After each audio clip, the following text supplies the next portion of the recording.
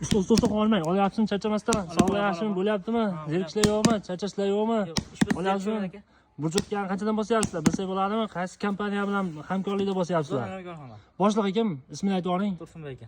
Tursunboy aka, mana shuni kvadratini qanchadan bosyapsizlar? Kvadrati 350 ming. 150 ming, hamma yo'q o'zlaringdan. Hamma o'zidan. Hamma yo'q. Metpisoy hamma yo'q o'zlaringdan. 150 ming.